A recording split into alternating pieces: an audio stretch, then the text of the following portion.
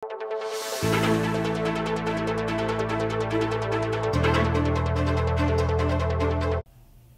doya magbiyahe mani ba't arahit hanggang syudad San Fernando yung kabalentamong Jonathan Quiros. Ang nalang mag-commute ya atin mo ring mapilang pamikatago na magdalayang sarili ng saken, baya kanong emitatuliking obra. Dapat inimong June 4, may late Jonathan kim pa maglubulong sinabalde kabang magbiyahe. Ating masakit pa kanu, pila yan ining may kasagi kaya. Man-overtake ko, kabir ating single may katuran kita sa saken ko, kaya may late kong linop yung obra. Buri ko mo sana na malyari, manyadya mo pasensya ka na ako, okay mo ita, kasi siyempre, antindyanta naman na single ya mo, magabrata mo rin.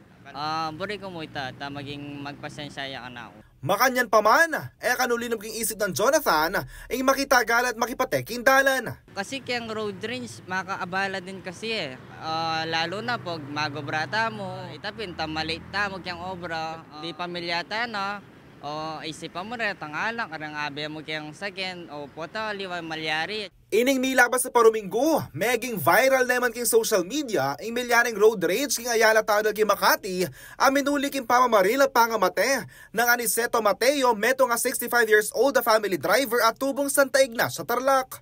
Pauli Nanini, may pagganakayang Land Transportation Office o LTO Region 3 karigya katamong kabalen, kakaliwan ng disiplina at pamanupaya kabang magmaneo. Bangay mumuli king road rage, ing simpleng ipamagkaintindihan kindalan. You need to have basic knowledge sa driving through theoretical and practical driving. Pero regarding naman, after you have your driver's license, it is your continuing responsibility to know ano ba ang defensive driving, ano ba ang ethical driving. Agpakimamuntok na ng Operations Division ng LTO Region 3 ay Attorney Susan Season Lasatin, malyari magresulta king suspension or revocation of driver's license, ikaw walang disiplina kipa magmanewo.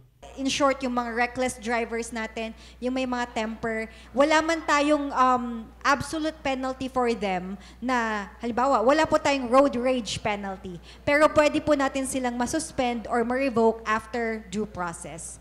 Inamuyot na namang season na sa tindik kaya katamong kabalen ay magadwang isip, magreklamo king karelang opisina sakaling makadanas ng road rage o aliwa pang insidente kindalan.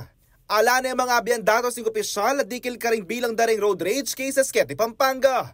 You can always lodge a complaint with our office or with LTO Central Office po para po mabigyan po natin ng show cause order ang mga people involved in road crashes, in road rages, kung saan hindi po nila binibigyan ng consideration ang ating mga road users. Samantala, kinumpirman na ng City Public Order and Safety Coordinating Office ng San Fernando, Pampanga, ala pamuring record na insidente na ng road rage king syudad. Yako po yung kaya kayong talasuyo, JM De Jesus, ating pusong makabalen.